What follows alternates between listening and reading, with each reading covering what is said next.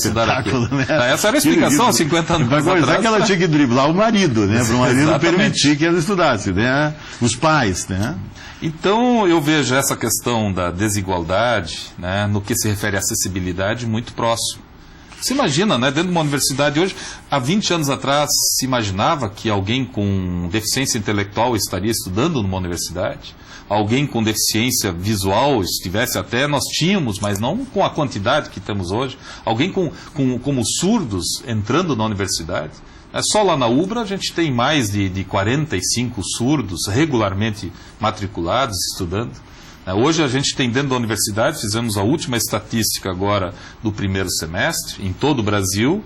É um número bastante pequeno para a quantidade de alunos que tem, mas nós estamos ali hoje com 145, né, acadêmicos com deficiência. Com deficiência. Surdos, com deficiência visual, com deficiência intelectual, com síndromes. Nós temos 2 alunas aqui na unidade de Canoas, uma com síndrome de Down fazendo dança, né, e temos outra fazendo design. Isso era impensado, não passava para... Né? Mas qual que é a grande questão? Né? No momento que os jovens, as crianças começam a conviver com todas as pessoas, nesse processo de inclusão do Estado e da sociedade para com as diferenças, o ganho não é só da pessoa. O ganho também é para aqueles que convivem com essa pessoa, que sabem abordar com cidadania o outro. Mas a linguagem de sinais também precisa ser aprendida, né? A língua, né? A língua brasileira de sinais. A linguagem libras, é bastante geral. Para eu entender a Libra, eu preciso estudá-la também. A língua brasileira de sinais é uma língua, linguisticamente, enfim. Ela não tem tempo verbal, preposições, né? Ela é uma outra língua, ela tem uma outra estrutura linguística. Então, por exemplo, a gente tem os cursos de língua brasileira de sinais. Então, gradativamente você tem um curso nível 1, nível 2, nível 3, nível avançado. Depois você pode fazer um curso de tradutor e intérprete para vir aqui trabalhar na Assembleia como tradutor e intérprete. Né?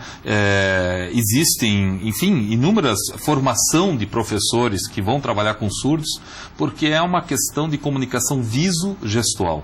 A avaliação tem que ser viso-gestual. E para uma avaliação serviço-gestual é importante que os educadores, os professores, tenham pelo menos noção da língua brasileira de sinais. Ainda se confunde a ação de quem faz as libras, de quem transmite a língua de sinais com uma atitude assim quase caridosa, não, vamos prestar, olha, nós temos que prestar um serviço para quem nos assiste, ou já há profissionalismo? Não, hoje já está bem mais profissional do que há 10 anos atrás, né? Já existem associações, cooperativas dos próprios tradutores e intérpretes, apesar que o caminho que eu vejo, né, é cada vez mais todos terem e serem profissionais e que possam, de alguma maneira, se comunicar com todos. Né? Mas existe, sim, profissionalismo nessa área. Eu sou de uma geração que nós éramos acordados de madrugada para ir interpretar um surdo que sofreu um acidente no hospital, e nós saímos com o nosso recurso, íamos para o hospital, passávamos a noite toda no hospital interpretando, depois íamos para casa e ganhávamos, no máximo, muito obrigado. Nunca me esqueço, fui uma delegacia de polícia aqui na Zona Norte, né, porque deu um revertério lá entre casais de surdo e tal, que um queria matar o outro, enfim, era uma... Enfim, deu um problema ali, né? E nós mesmo sem se ouvirem. Né? Hein? Mesmo sem se ouvirem. Ah, com certeza. Como é que eles conseguiram? E tivemos que resolver aquela situação, né? Tivemos que resolver, fomos traduzir lá, porque o delegado não sabia livros, e quase ainda ganhei uma multa porque estacionei no lugar lá de um comissário e tal, né? Assim a gente era tratado naquela época, e isso mudou muito, né? Isso mudou muito. É importante que eu diga isso porque nós, seres humanos, somos diferentes um do outro, né? Brigamos, né, de forma diferente e igual, né? Como eu falei antes, são 7 bilhões e ninguém é igual a ninguém. Quantos surdos, né, nós temos no Estado? Olha, hoje o cálculo que se faz, o IBGE está concluindo, né? Está nos prometendo até novembro, dezembro, o anúncio desse número, mas estima-se aí aproximadamente 6, 7 mil surdos, né, em todo o estado. Aí entram aquelas pessoas que perderam a audição. Esse é um problema, né? Eu posso lhe dizer assim concretamente que há dificuldades, está se fazendo uma pesquisa, inclusive a própria FADERS, que é do governo do estado, a FAMURS, a própria UBRA, a PUC, né, também está envolvida nesse processo, estão fazendo um levantamento qualitativo no estado do Rio Grande do Sul, nos 460 municípios. Quantos municípios nós temos aqui no Rio Grande do Sul? Quase 500 ali, falta. 460, né? Municípios, 464. Estão fazendo um levantamento para saber quem são, onde é que estão, né? Quais são, digamos, as demandas, né, dessa população, não só dos surdos, mas... Então nós vamos estar até o final do ano, com certeza, com um número exato. Trabalha-se muito ainda, o que eu acho que é problemático, com porcentagens. Mas tem também o deficiente aquele que fica escondido, que a família ainda tem, né? Que a família não quer mostrar, que ele não quer se mostrar também, que não tem condições sociais também de se mostrar. Veja só, uma pesquisa que nós fizemos no estado do Tocantins, em Palmas, né? Eu fui o primeiro sociólogo da capital lá do Tocantins, em Palmas. Quando a cidade foi criada, eu fui lá com a própria UBRA, que tem lá um campus, começou lá, né, um dos campos, e eu era o único sociólogo da cidade. E a primeira pergunta que eu fiz lá, onde é que estão os surdos dessa cidade? Eu encontrei 4, que trabalhavam lá na balsa. Diz que ninguém ouviu a pergunta, né? Diz que nenhum deles ouviu a pergunta. O duro é que tem essas ironias também, né? E a piada, por si só, ela é carregada de preconceito sempre, né? Não tem uma piada. Mas nós temos deficientes na Assembleia que andam nos elevadores, né? Sim. E o preconceito existe. Olha, profissionais maravilhosos, uma coisa impressionante, assim. Mas no caso ali, eu encontrei aí depois no levantamento pessoas surdas que tinham 20 anos, tinha uma menina que tinha 20 anos e imaginava que o mundo era surdo, que todo mundo era surdo. Ela não tinha Libras, ela não tinha, então vivia no mundo. Eu encontrei um menino de 17 anos que achava que só ele era surdo. Isso está na nossa pesquisa lá na década de 90, final dos anos 90, quando a gente fica velho e começa a falar. Diminuía os males, né, ou não? Não, eu acho que você reduz a própria, porque eles eram super escondidos pelos pais nas fazendas, e, né, então essa pessoa não tinha uma cidadania, a gente lê sobre isso, ela não convivia, ela não, né, hoje, né, as pessoas estão convivendo. O prejuízo maior não era nem deles, o prejuízo maior era para o restante da sociedade, que cada vez mais não aprendia, né, com... Eu quero fazer um registro, você pode continuar falando, tá?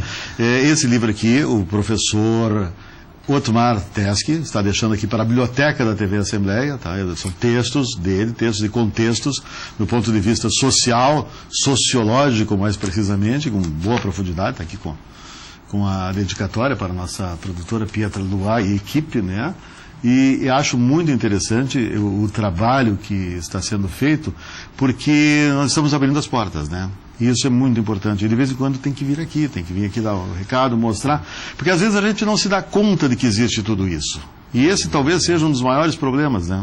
O nosso desejo, né, é que as pessoas possam procurar o Instituto de Pesquisa em Acessibilidade, que de alguma maneira, né, está presente aqui, principalmente na unidade da UBRA em Canoas, mas nós estamos interligados e temos um apoio do programa Cantando as Diferenças, que envolve aí muitos municípios, envolve muitas pessoas que acreditam que é possível dar palco para quem não tem palco.